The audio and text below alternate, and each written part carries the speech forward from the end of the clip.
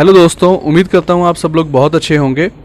आज से हम इंग्लिश लैंग्वेज के ऊपर एक लेक्चर सीरीज़ स्टार्ट करने जा रहे हैं, जिसके अंदर आप लोगों को बिल्कुल बेसिक लेवल की इंग्लिश से लेके एडवांस लेवल की इंग्लिश के ऊपर वीडियोस देखने को मिलेंगे, जो स्कूल गोइंग स्टूडेंट्स को तो बेनिफिट देंगे ही देंगे, साथ में जो वर्किंग क्लास के प्रोफेशनल्स हैं और जो अब्रॉड में जो जॉब करते हैं लोग, जो इंग्लिश की वजह से बहुत सारी प्रॉब्लम्स को फेस करते हैं, वो चाहे ऑफिशियल डॉक्यूमेंट मेंटेनेंस का हो या ईमेल राइटिंग का हो या लेटर राइटिंग का हो, इस तरह की बहुत सारी बेसिक जो इन्फॉर्मेशन है वो उनके पास नहीं होती, और जो बेसिक इंग्लिश की अंडरस्टैंडिंग होती है वो उनके पास नहीं होती, जिसकी वजह से वो बहुत सारी प्रॉब्लम्स को फेस करते हैं। तो वो सभी जो प्रॉब्लम्स हैं उन सभी के ऊपर इस लेक्चर सीरीज़ में हम वीडियोज़ बनाएंगे और आप लोगों के पास लेके आएंगे। हेलो दोस्तों, नमस्कार। मैं सोहन सिंह आप लोगों का SSRB के इन्फॉर्मेशन एंड नॉलेज चैनल पे एक बार फिर से स्वागत करता हूँ। So friends, let's get started. Friends, parts of speech को स्टार्ट करने से पहले मैं एक छोटा सा इंट्रोडक्शन देना चाहता हूँ स्पीच के बारे में। फ्रेंड्स, स्पीच एक वो माध्यम होता है जिसके द्वारा हम अपने विचारों को एक दूसरे आदमी के सामने प्रकट करते हैं, ताकि वो हमारी बात को समझ सके, जो हम उसको बताना चाह रहे हैं वो उसको पता लग सके। फिर क्वेश्चन आता है कि स्पीच के different parts means parts of speech की स्टडी क्यों ज़रूरी है।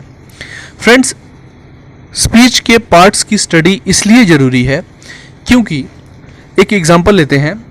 लेट्स सपोज मैं किसी आदमी को 10 साल पहले की कोई बात बताने की कोशिश कर रहा हूँ और वो उस बात को 10 साल बाद के हिसाब से अंडरस्टैंड कर रहा है। मैं उसको पहले के हिसाब से बता रहा हूँ और वो बाद के हिसाब से अंडरस्टैंड कर रहा है, ठीक है। तो ये जो प्रॉब्लम है, ये प्रॉब्लम ना हो सके इसलिए हम स्पीच के डिफरेंट पार्ट्स की स्टडी करते हैं, ताकि हम उन्हीं वर्ड का इस्तेमाल करें जो उस टाइम फ्रेम के आधार से क्लासिफाइड किए गए हैं। क्लासिफाइड से मेरा मतलब क्या है कि पार्ट्स ऑफ स्पीच में डिफरेंट क्लासेस बने हुए हैं, जिसके अंदर हम डिफरेंट वर्ड्स की स्टडी करेंगे, जो हमें ये बताएंगे कि अगर हम किसी को किसी पर्टिकुलर टाइम के बारे में बताना चाह रहे हैं तो हम कौन से वर्ड्स का यूज़ करेंगे, या फिर हम किसी ऑब्जेक्ट की जो स्टेट है वो बताने की कोशिश कर रहे हैं तो उस कंडीशन में हम कौन से वर्ड्स का यूज़ करेंगे। तो ये सारी जो चीज़ें हैं इसको क्लासीफाई किया गया है, और क्लासीफाई करके इसको एक नाम दिया गया है पार्ट्स ऑफ स्पीच, जिसके अंदर हम इन सभी क्लासेस की स्टडी करेंगे, ठीक है। सो स्क्रीन पे आप फ्रेंड्स क्लियरली देख सकते हो जो क्लासेस हैं जिसकी मैं बात कर रहा हूँ, वो है noun, pronoun, verb, adverb, adjective, conjunction, interjection, preposition, determiner. So friends, ये सारे वो क्लासेस हैं जो डिफरेंशिएट करते हैं वर्ड्स को एक दूसरे से, और जो हमें बताते हैं किसी भी ऑब्जेक्ट या किसी भी बात के टाइम का, स्थिति का, या उसके होने का या उसके ना होने का, या जो भी कंडीशंस हैं या जो भी एक्शंस वो परफॉर्म कर रहे हैं, उन सभी चीज़ों के बारे में हमें इन क्लास के आधार पे ही पता लगता है, ठीक है। इसके बाद फ्रेंड्स, अगर हम जनरल डेफिनेशन की बात करें तो जो पार्ट्स ऑफ स्पीच की डेफिनेशन है वो है parts of speech is a class. जैसा कि मैं बता रहा था आपको, नाउन, प्रोनाउन वो सारे क्लास हैं। So parts of speech is a class of words, ठीक है। कौन से वर्ड्स? जो मैंने आपको बताया, डिफरेंट सिचुएशंस को रिप्रेजेंट करेंगे, या डिफरेंट टाइम को रिप्रेजेंट करेंगे, या डिफरेंट एक्शंस को रिप्रेजेंट करेंगे, वो सभी क्लास, ठीक है। So parts of speech is a class of words which are identified. क्या आइडेंटिफाइड हो रहा है? वो वर्ड्स, ठीक है, according to the kind of ideas they express. So according to the kind of ideas मतलब जिस प्रकार के आप आइडिया एक्सप्रेस कर रहे हो। आइडिया एक्सप्रेस करने से मतलब क्या है कि अगर मैं 10 साल पहले की बात कर रहा हूं तो वो एक आइडिया जो मैं एक्सप्रेस कर रहा हूं दूसरे आदमी के सामने प्रकट कर रहा हूं, ठीक है। And the way they work in a sentence, the way they work in a sentence का मतलब क्या हुआ कि वो क्या बताने की कोशिश कर रहा है। तो जो वो बताने की कोशिश कर रहा है सेंटेंस, दूसरा आदमी उसको वही अंडरस्टैंड करे। सो इस चीज़ को क्लियरली अंडरस्टैंड करने के लिए हम इन क्लासेस की स्टडी करते हैं। नेक्स्ट डेफिनेशन अगर आप देखोगे, ठीक है, so we can say It is the class of word distinguished according to the kind of ideas denoted and the function performed in a sentence.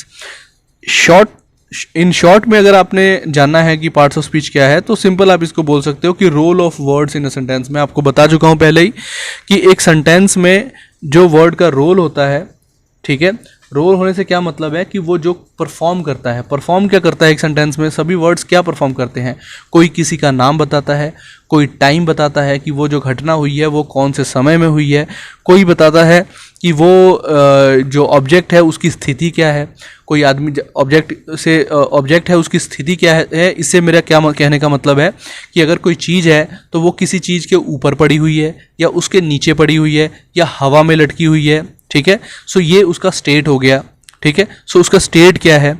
सो ये सारे जो वर्ड्स हैं उन ये जो परफॉर्म करते हैं, ठीक है, उसके आधार से हमें समझ आता है। सो इसलिए हम इसको ऐसे ही बोल सकते हैं कि role of words in a sentence, sentence में वर्ड्स का क्या रोल है, ठीक है।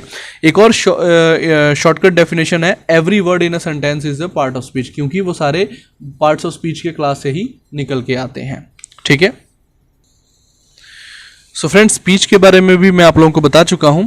अगर आप इसकी इंग्लिश डेफिनेशन देखेंगे तो इसको आप ऐसे बोल सकते हो, एक्सचेंज ऑफ स्पोकन वर्ड्स, ठीक है, क्योंकि जो हम आदान प्रदान करते हैं अपने वर्ड्स का, ताकि हमारा आइडिया या फिर हम जो एक्सप्रेस करने की कोशिश कर रहे हैं दूसरे के सामने वो समझ सके और उसकी बात को हम समझ सकें। सो हम क्या करते हैं, एक्सचेंज करते हैं, अपनी बात को उसको बताते हैं और उसकी बात को खुद समझते हैं, ठीक है।